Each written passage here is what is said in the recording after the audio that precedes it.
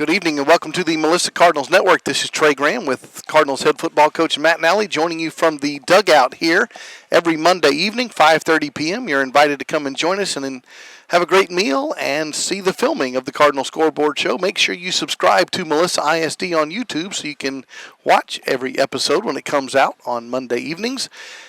Matt Nally, welcome to the bye week. Hope you enjoyed that. Yeah. And how's your golf game going? I wish I could say that I actually knew how to play golf, but I'm a horrible golfer, so not very well. Sat by the pool. What'd you do in the bye week? No, I probably did more head coach duties during the bye week than I have all year.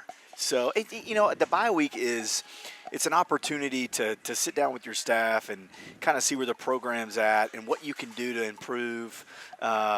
There's a lot of spring cleaning when it comes to just like, can we do this drill better? Can we do this period better? Things like that. Also, it's an awesome opportunity just to clean. Really? So not clean up the program, but just clean. Okay. Yes. So, right. There's 15. Newsflash: 75 teenage boys can make a mess. They can, but 15 grown men can make a worse mess. Okay. So okay.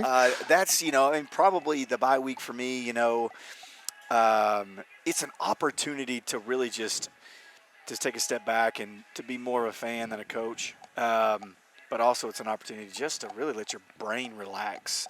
Your stress levels out of control, your anxiety levels out of control during a regular week, and then that bye week you're like, oh, I don't have to do that, so it kind of, you kind of get to pump the brakes a little bit. So it's, it's kind of therapeutic. We'll remind the audience, you didn't get to pick the week. It just worked out. Right. 10 regular season games. As we've taught you, you have 11 weeks to play 10 games.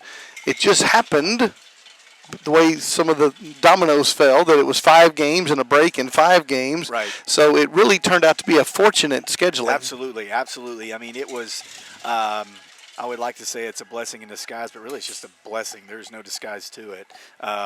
When you have an opportunity to really think about what these kids and coaches have been through, we've really been grinding since January, but these kids have really been getting after it since June, but these coaches have not had a weekend off since July. So just to have an opportunity to go home, be with your family, not have to work Saturday and Sunday. I know for me, it was a blessing just to be able to wake up and get to see my 9-year-old son and, get to talk to my 14-year-old son. And, the guy that plays for you? Well, my 17-year-old kid, he's in his room most of the time, but I actually got to have a conversation with him, and usually that doesn't get to happen. There's been times in my coaching career where you wake up and no one in your family's awake and you leave to go to work and you come back home and they're all asleep. But you have that opportunity during the bye week to kind of catch back up. We have to throw a few stats out for you. 5-0 Cardinals, 2-0 in the district. You've won 19 district games in a row. Dang right. That's pretty good. And at 5-0, you've tied for the second best season start in school history. We've told you now several weeks in a row. 2008 season started 7-0, and you are on the record. I'm going to do it. Yeah, we are going to beat that. Okay. Well, you've heard it here first, or you heard it first the first time he said that, I guess we should say. Yeah. We're going to play against Mesquite Poteet this Friday. We'll talk about them later on.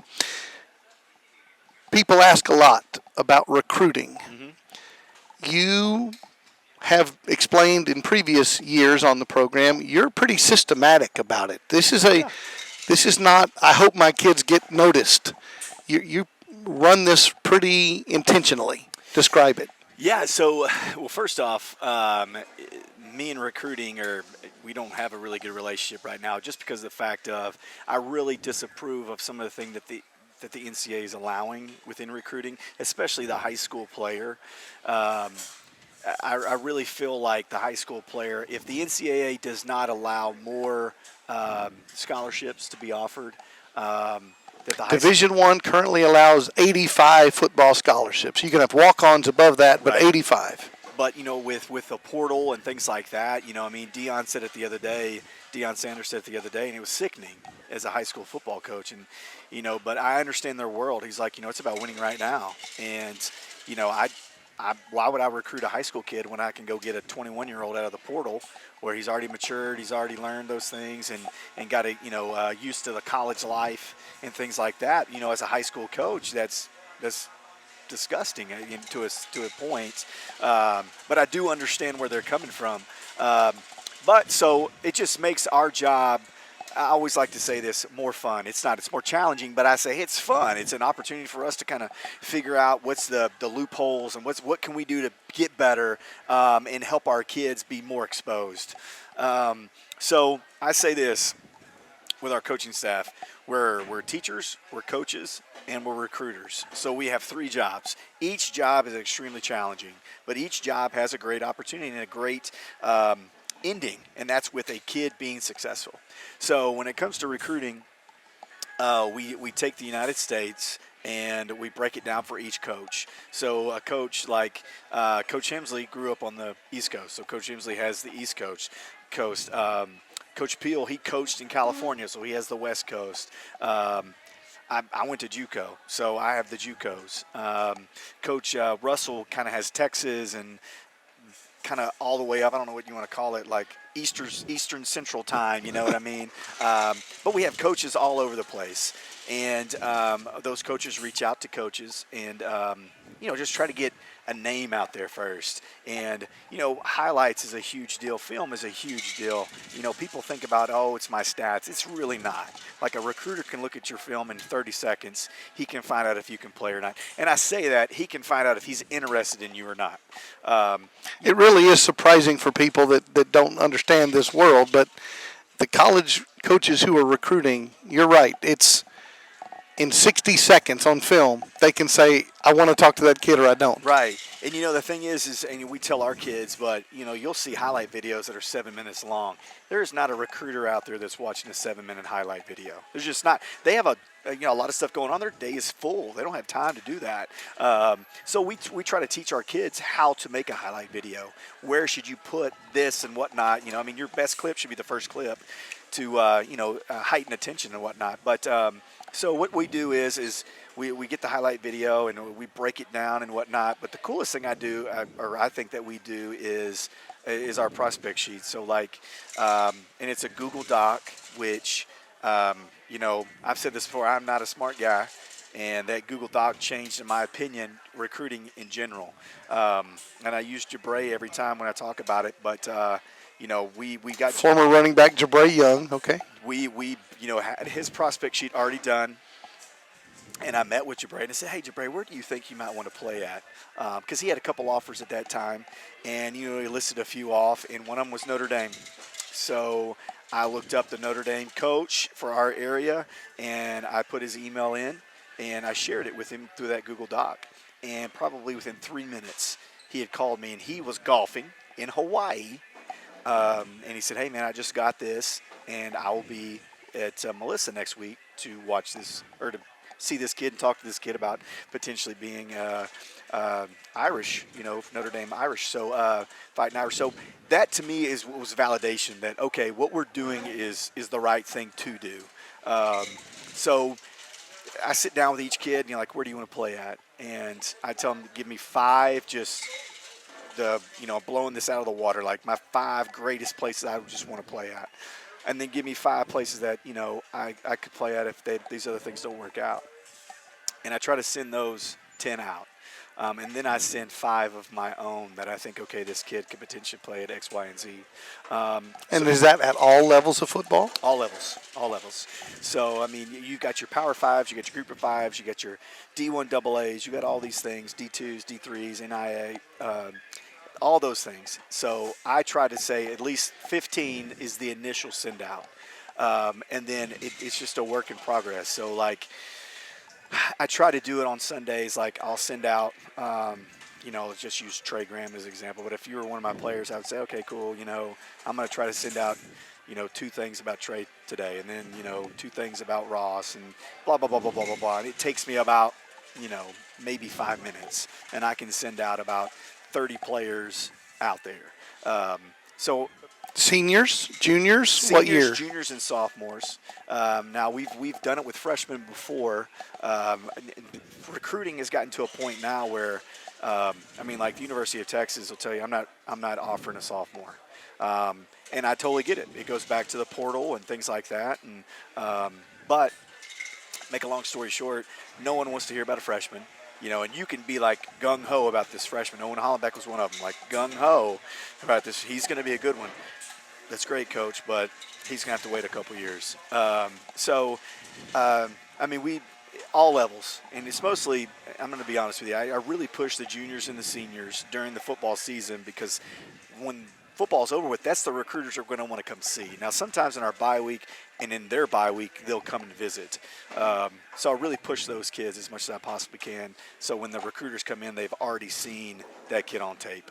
And they can say, okay, I'm interested in this kid or I'm not, or whatever the case may be. So that's the big piece of it in the recruiting world now. Now, when we get into the off season, it's a job.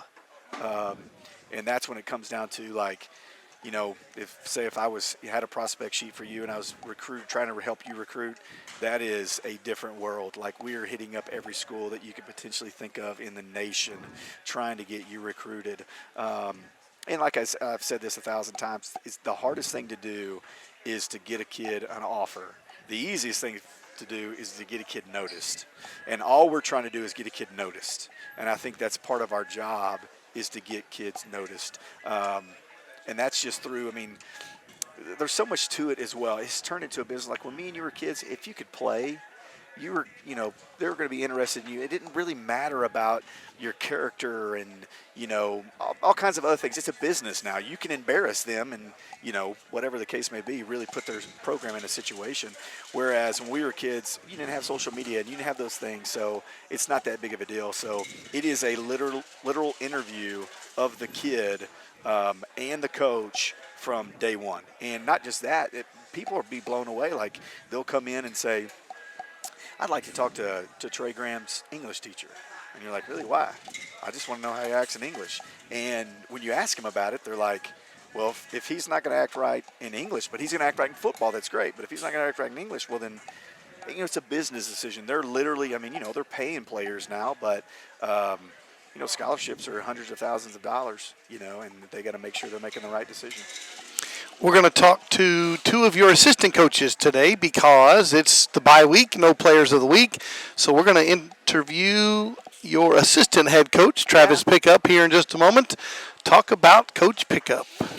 Coach Pickup, I became the head coach 5 years ago, and Coach DeZern was my assistant head coach my first year. When he left, I always try to set the next guy up that I think is going to be a head coach, and I think that has those qualities and really what they have that I'm lacking. That we can be a head coach together. So what Travis brought, Coach Pickup brought, was he's kind of the yin to my yang. I can get bent out of shape real quick, and I can go down negative rabbit holes really fast, and he's there to pull me out. He's there to really, I guess, give me advice about things during a game, but also just, at 3 o'clock in the afternoon about a kid or a practice or a drill or whatever the case may be, just to make the program better. But I noticed when Travis is a young man compared to us, but he's a young guy, and I really believe that he has the qualities to be an unbelievable head coach one day. And watching him grow over the last few years really has proved that to me, that he has the ability to be a head coach, and he's going to be a great one. And after we talk to Coach Pickup, we will interview your defensive coordinator, Nate Hemsley, who's a very good coach and a very good player in his own right. Yeah, so I met Coach Hemsley. I was still the OC when Coach Hemsley got hired on from Aubrey. And he sat at Cardinals Stadium. He sat on the lower level, and I sat on the upper level in the press box. And this is the first thing that I really noticed about Coach Hemsley, because when you're an offensive coach and you're a defensive coach, you really don't have any interactions through practice. So my interactions would be at the game.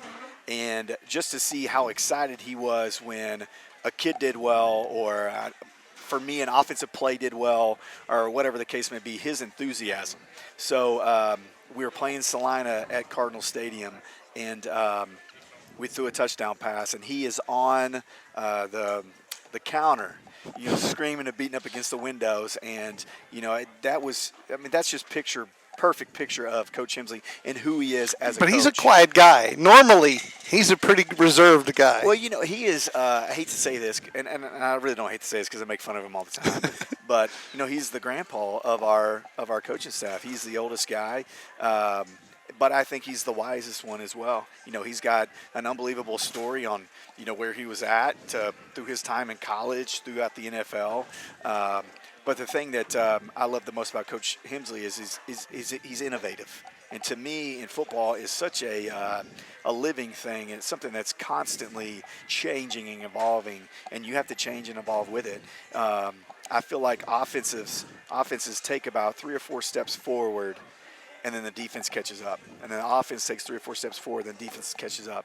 So that's where we always have got to be about, hey, we got to catch up to what's going on. Because if people, like if my high school football coaches knew what offenses were going on now, they'd be blown away. It'd be like, astrophysics question, you know what I mean? So for to be a defensive coach now, I believe it's the hardest thing in any coaching profession, just because of the fact of what offenses can do and really manipulate your rules, but they kind of manipulate the rules of the game in their favor. And, every defensive coach does the same thing. They change the rules so offenses will score points. But that's the one thing I love about Coach Hemsley is he's always evolving, and he's very innovative. But the great thing about him too is he's not. When you get into a leadership role, sometimes you allow your ego to get in the way. He's a great listener. I'm just telling this to a kid earlier. Like me and Coach Hemsley, we don't have a lot in common besides coaching, but he is the one I go to when I'm having a problem with my life, or I'm having a problem with a situation within the program, or whatever the case may be, just because he is a great listener, and he does give great advice. But he allows his coaches to coach. He allows his coaches to be a part of the game plan. And there's a lot of people in coaching that don't do that. I'm the coordinator, you're the assistant, and they draw that line where he does not do that. It is very much so a collaborative effort to come up with the defensive game plan each week. So, yeah, Coach Hemsley he's a fantastic coach, but he really is a better person.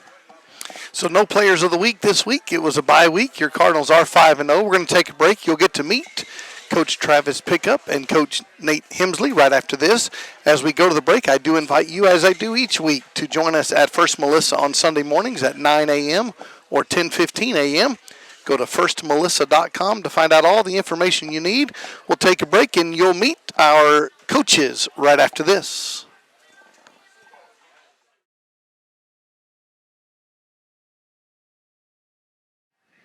Welcome back to the Cardinal Scoreboard Show. This is Trey Graham, and I am joined by one of the Cardinals' assistant coaches. This is Travis Pickup.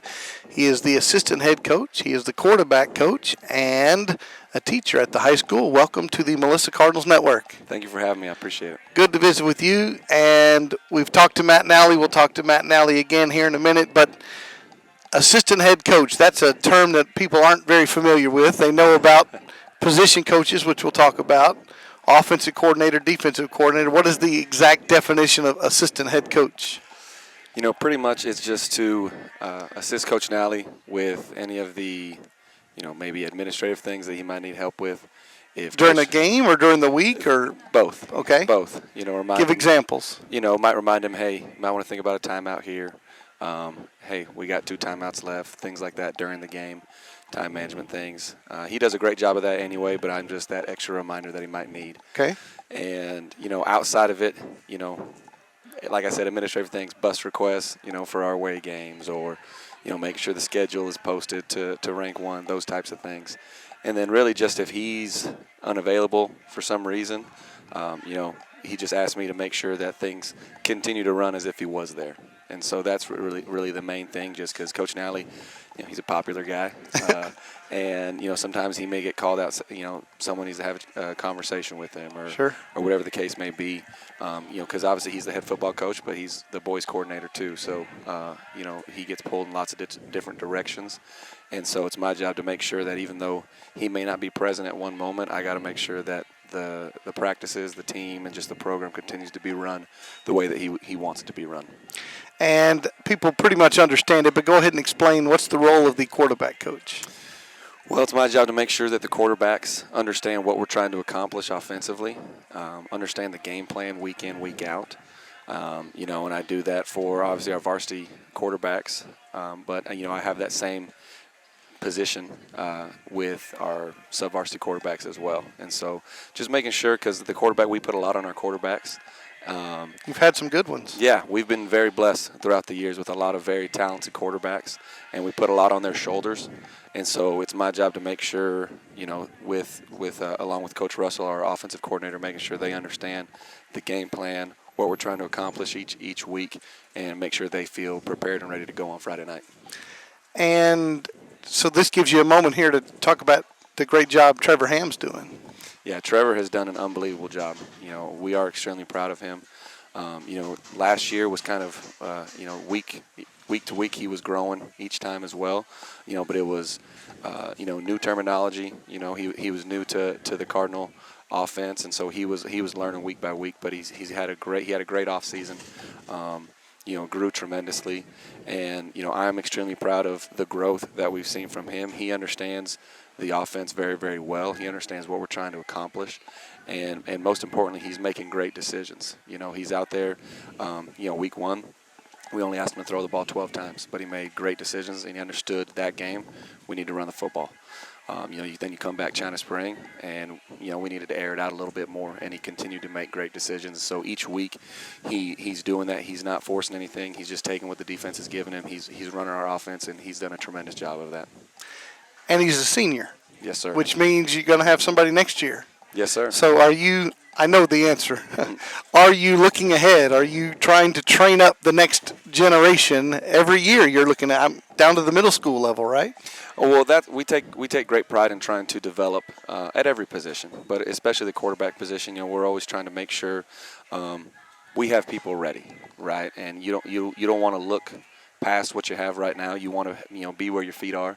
We're trying to enjoy this time, but at the same point in time, we're doing our best to make sure all the other quarterbacks, all the underclassmen quarterbacks are being developed, getting those opportunities, making sure they're learning, they're growing the same way that we've tried to do in the past.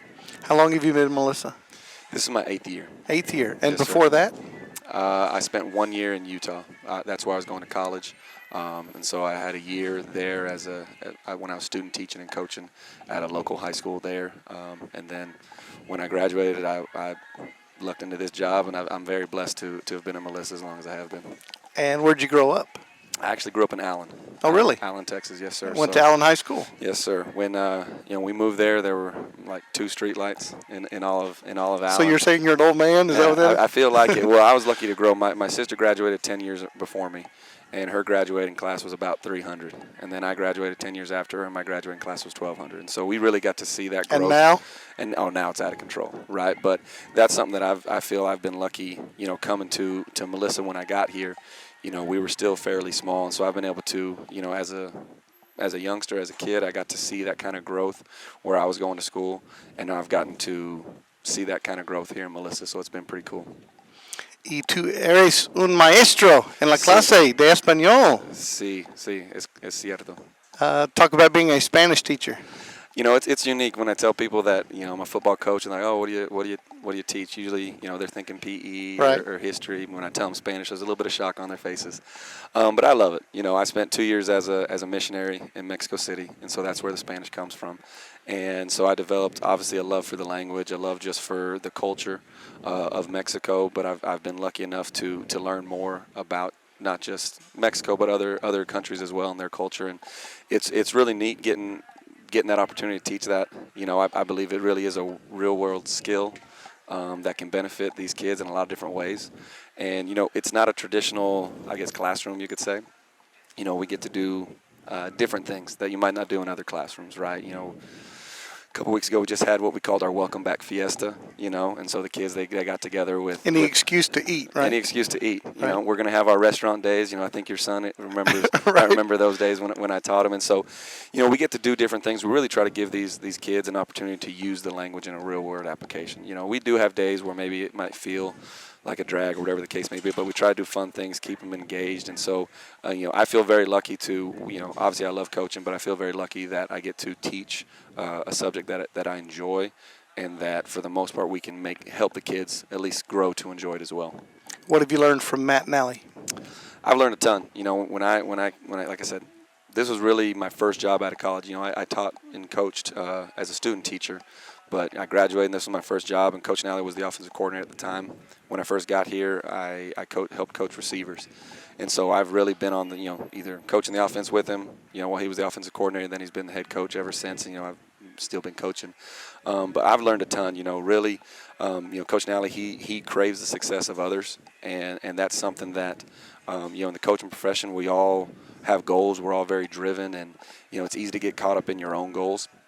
But, something I learned from Coach Nally is just really craving the success of others and understanding that as those around you have success, it really helps you along the way as well, because I have goals, and I know every other coach on our staff has things they want to accomplish. But the more we can accomplish as a group, then that's going to lead us to the eventual goals that we want to achieve, and that's something that I've really respected and admired from Coach Nally.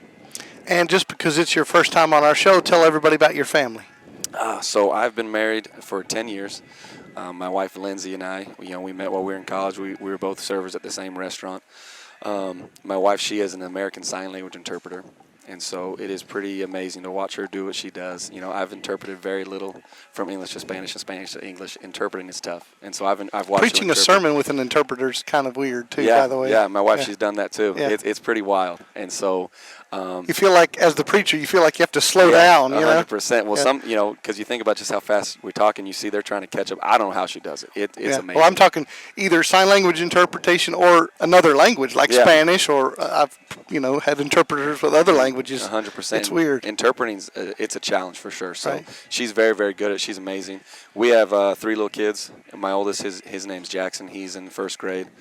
He goes to North Creek. He's just a ball of fun, and he's just.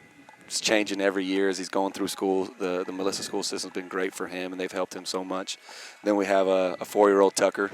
He goes to MREC. He's in the pre-K system there. He is, if I had to characterize him, he'll end up being like a linebacker or an old school fullback type. Okay. He's just Already know that, huh? Yeah, I can just see it. Jackson, I'm not sure what he'll be, but Tucker, he's just my wild one. He's always ready to jump and run and fight, whatever it takes. And then we have a little girl, Lila. She's a year. And, she's learning to fit in with those 2 older brothers right Sure. now. And, we're very, very lucky to, have those 3 kids, 3 little ones, 3 under 6. They keep us busy for sure. So, but the bye week was great for us, me, for just to be able to spend that extra time with my wife and kids and just be a little bit more with them was a great blessing. But yeah, my family, they're amazing. My kids, they're awesome. They keep us, like I said, they keep us on our toes. Sure. Well, thanks for being with us. Yes, sir. Thank you. I appreciate it. Our guest has been the Cardinals assistant head coach and quarterback coach, Travis Pickup. We're going to take a break and talk to you more for the Cardinal Scoreboard show from the dugout right after this.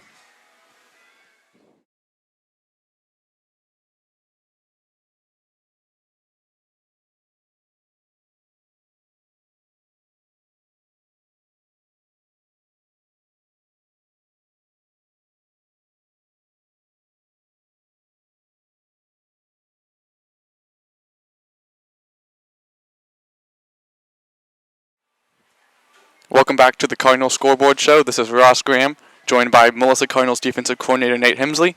You are watching the Cardinal Scoreboard Show, broadcasted every Monday night here at the Z-Plex. So, Coach Hemsley, how did you first get into coaching? Well, I first got into coaching back in, it was 2003. I just got done playing football. I retired. And during the time when I would come back home, I would work out at the local gyms and stuff, and kids would always ask me questions about stuff. And I'd answer, say, hey, you probably should try this or try that. And it started out just as like training. So people I found out people were willing to pay me to actually train their kids. And then before you know it, one of the kids' dads was like, "Hey, well, we got a coaching job open at Parish Episcopal School."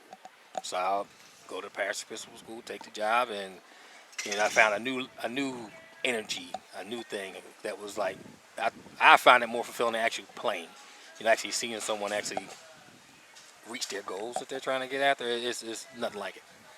So you mentioned that you started coaching right after playing football. So talk about your career playing football. Okay, so well, I grew up in Garden State. Played high school ball there, obviously. Played for a great coach, great program. Won 3 state championships there. Left there, got the opportunity to go to Syracuse University to play football there. Redshirted my first year, then proceeded to play 4 straight years there. Another blessed again to be able to move on after that and get the opportunity to play in the NFL. Actually, the first team I went to was actually the Houston Oilers. Oilers, yeah. And they're in the transition of going from Houston to Tennessee. So that was just weird. You're just right out of college and you're going through all this stuff. It just was a crazy situation. But anyway, so I go to Tennessee with the Oilers and during this transition time. And, it was fun, but the place where I was at, the system didn't fit me. So I got cut. It was an experience I never had gone through before, getting cut. So got cut. And then next 2 days later, Dallas Cowboys picked me up and came to Dallas, played 3 years here. I went to Miami for about a year and a half, almost 2 years, and then spent a year in Carolina. And, people always ask all the time, so what did you miss about it? Or this is that. It's not so much as the games or anything like that. It's just being around everybody and that laughter in the locker room and stuff sometimes, and the constant competing with each other, no matter what it is. Rather, you're in the locker room and before you got to practice, guys are playing ping pong, or these guys over here playing pool, or whatever the case may be. But it never stops. And I always tell people, it just gave me a chance to be a kid a little longer. Yeah. Don't get me wrong. I have responsibilities, but at the same time, you still get a chance to play a game, and actually get paid for it. Can't complain. Yeah, you have a really unique opportunity then for coaching because you do have NFL experience. And since you've come to Melissa, the defense has played great. This year they're only averaging 22 points per game. How would you say that your playing career more so in the NFL has translated to you being able to coach since you have so much more experience than a lot of people? Well, a lot of people would say, being able to coach, I wouldn't say it doesn't really. Don't get me wrong, that experience has helped me, but you got to be able to connect and you got to be able to teach. If you can't connect with a kid and try to teach them the way they need to learn it, then they're not going to understand what you want them to do. Because I coached at, like the private school that I coached at first, we had who's who of professional guys out there coaching, but some of them could not coach. Mm-hmm. They just know how to yell and go push kids into stuff, and that's not how he's going to learn it. Mm-hmm. You're going to have to go through the steps with him, and then maybe you might be able to do it with this kid, but not with this one. My ability to be able to adapt and to be able to change how I might coach this kid versus that one versus that one versus that one, I think has helped. And also, I can't take credit for all that we've done here. I think I got a great staff of defense coaches that work for us, that work here, and we got continuity within that staff. Not a lot of turnover. So the system that they're hearing, the verbiage and the things that they're being told is consistent. So, which makes kids more receptive, and it helps when you got good players too.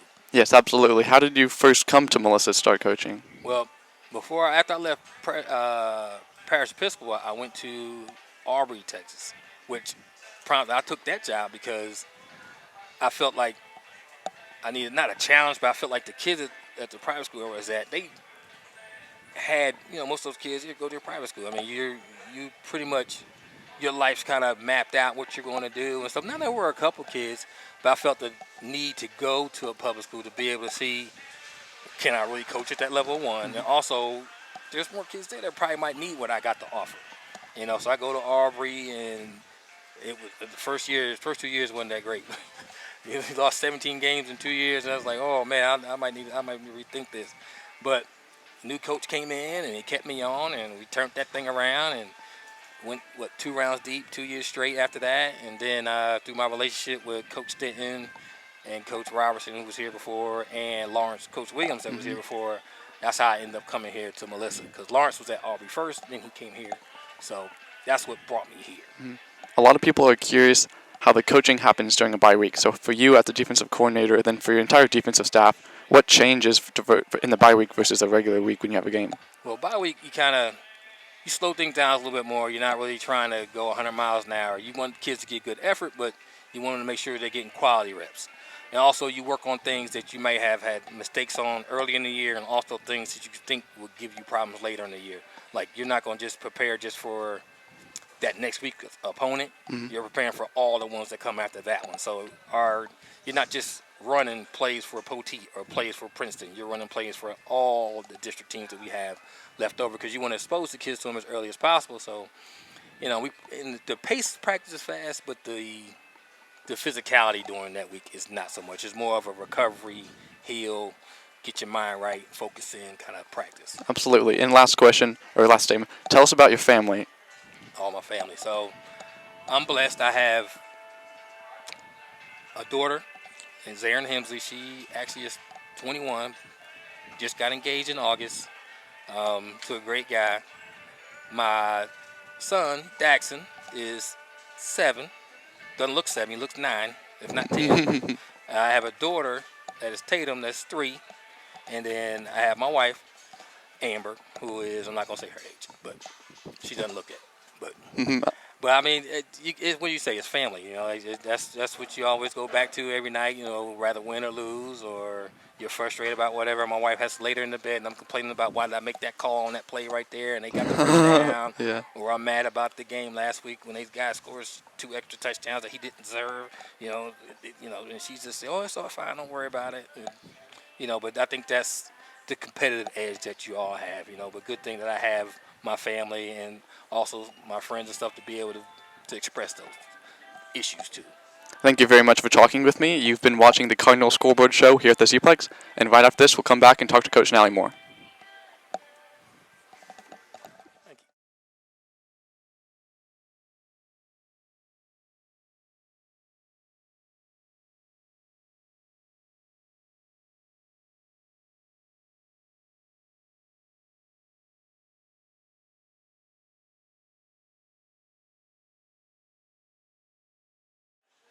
Welcome back to the Dugout. You're watching the Cardinals Scoreboard Show. This is Trey Graham with Cardinals head football coach Matt Nally. You just met the Cardinals assistant head coach Travis Pickup and the defensive coordinator Nate Hemsley. You also got to see Ross Graham over here on the Melissa Cardinals Network. Heck yeah. And we're back here with Coach Nally at the Dugout. Remember, you can join us every Monday evening at 5:30 p.m. for dinner. And we're going to keep talking about a few general topics with Coach Nally because it was a bye week. The Cardinals don't have players of the week to interview this week. And so we're going to talk about Mesquite Poteet, the opponent this Friday, in just a moment. But 2 more general topics for you. Yeah. Yes, sir. Discipline. Again, when you have in their whole program 150, how many total football players? 266 in the high school. 266 in high school. All right. There might be somebody who gets in trouble out of the 266. Yeah, every once in a while. So, talk discipline. So, the first thing about discipline is this, when I grew up and when you grew up, it was a certain way. And to me, it's all about, am I teaching that kid a lesson or am I just punishing a kid? And to me, it's not, if I'm teaching a kid a lesson, then I want it to be lifelong. I don't want it to just be this moment and we're moving forward just because of the fact of I got slapped on the wrist and I don't want to get slapped on the wrist. But you know what? 6 months from now, I'm going to make this mistake again. So, and I say this all the time, and I tell this to my coaches, if there's a crumbled up $20 bill on the ground, are you just going to walk past it? No, you're going to pick it up. It's the same thing if it was a smooth $20 bill on the ground. You're going to pick it up. Now you're going to take that $20 bill and you're going to smooth it out and you're going to make it what you want it to be. So I feel like that's with kids. In Melissa, we're blessed. 99.9% of the kids that we have are great, awesome kids. Academically, never have discipline issues, awesome. Well, you're going to have your 0.1% kid here in Melissa where you're going to have to take an extra moment to help that kid to understand. So first and foremost, when you have a kid with a discipline issue, and let me say this too, there's not that many major discipline issues with kids in Melissa, Texas. Other schools I've been at, there's been some major discipline issues. You don't have to call the police very much. No. But when we have a discipline issue, to me, I'm going to treat them like they're my kids. So and there's certain there's different ways to do that, but obviously there's different situations as well. If we're in practice and it's a situation, it's immediate punishment. But when that punishment is over, we're going to have a face-to-face meeting when it's over, and we're going to discuss it. And punishment means? We might do up-downs. I'm a big up-down guy. Obviously, I say that now. In the middle of a game, yeah. But, I mean, but the thing is it's not about, 10 up-downs or whatever the case may be. I'm a 3 to 5 up-down guy, and let's get back. Because at the end of the day, it's about finishing the practice. It's not about punishment. But to me, it's about having a face-to-face conversation with a kid. And a lot of people just want to do the 5 to 10 up-downs and then be done. Well, to me, that's not getting the lesson across. To me, if I get to sit down with you and have a discussion, a man-to-man discussion about why it was wrong, 99.9% of the time, they know it's wrong, what they did, and they're the ones apologizing at the end. But at the end of the day, I just believe that's where trust is built, is having those small conversations. And then, if you have, which we've never had a major discipline issue here since I've been the head coach, but if I had a major discipline issue, it was obviously it would be a different situation in the regards of punishment, but I would still have a face-to-face conversation. When it comes to, say, it's just a continuous thing, a kid is whatever, a kid's constantly missing practice. They meet with the Cardinal Council. And the Cardinal Council then dictates. Which is? I have 10 kids that. Players. 10 players. And it's sophomores through seniors. And those 10 kids it's the leadership council of the team. And those 10 kids decide what your fate is, pretty much. But they're kids. And like I tell them, it's not my team, it's your team. And, I've already played. My playing days are over. I'm here to help you. That's what I'm here to do. You have to manage this team, A. But B, I really feel like, I sit in the room with them and I listen to them discuss. And that's the thing about it is people sometimes would be like, that's crazy that you would allow 10 kids to really dictate what happens to one kid. But if you sit in there and you listen to these 10 kids, and that's what I love too about the way that we vote for these kids. It's not a popularity contest. I mean, yes, we've had kids that have been the homecoming king, but we've also had kids on there that probably have one friend in the entire school, and it's totally based off of how are you a leader within the off-season program. So, but the conversations that are happening with those 10 kids about that one kid, it's amazing. It is truly amazing. That is, when I first did it, I didn't think it was going to be as special as it was. And every year I'm mind blown just where these kids had take it. So in an average season, how many of those meetings do you have? Average season, I think I've been the head coach 5 years. I think we've had about that situation, maybe one. One team council meeting with a player? Yes. Once in 5 years? Yes.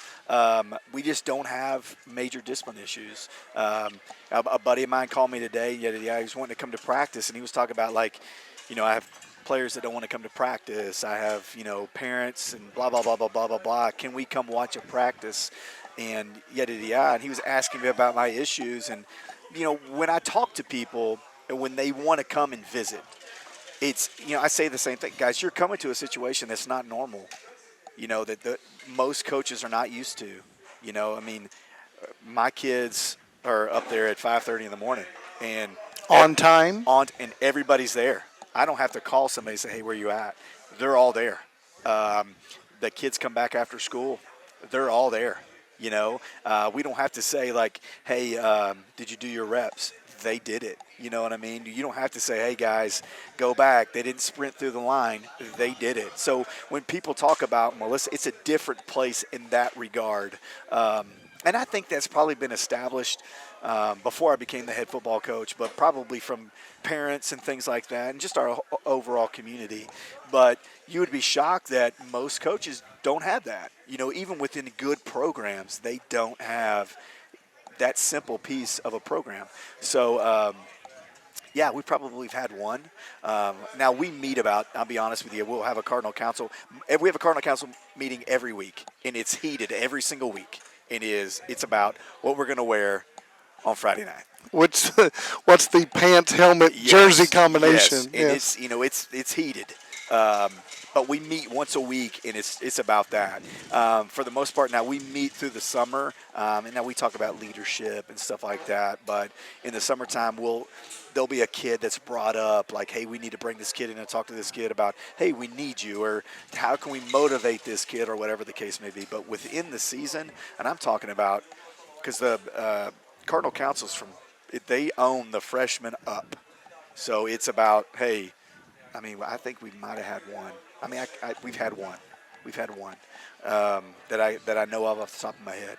But like I said, it's just, to me, every time we meet and those kiddos get to talking, you're just shocked. It's like you're listening to 10 future unbelievable men, and you wish, or you think, man, did I think like this and did I talk like this when I was 16, 17, 18 years old, which I know I didn't, but, just the maturity that's coming through just blows my mind. But it's so cool to see the older ones, really manipulate the younger ones in a positive way. Mentor. Yeah, it's just so amazing. Like, I'll bring one up. Nigel's been on it since he's a sophomore, and now he's a senior, and I can hear – Colton Whitwer, and I can hear these people that were on this council with him when he was younger.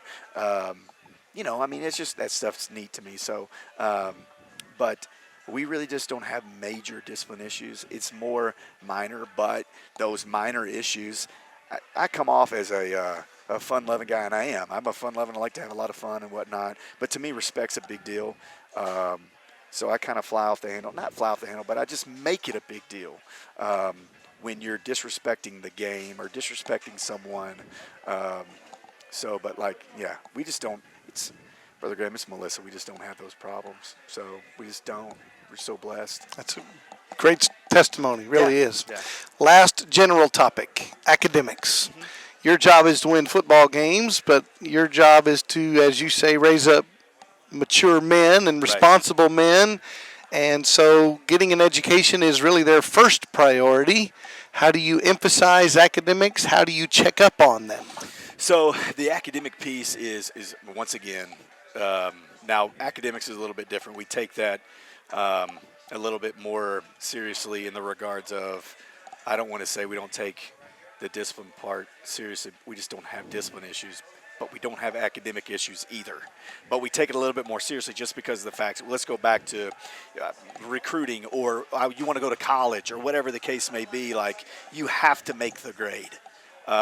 You can't mess around and be like, whatever, I'm just going to make a 75 and be okay with a 75. So each week we get a printout or an email. I say printout, an email from, and it's every football player in the program, and it lists all their grades.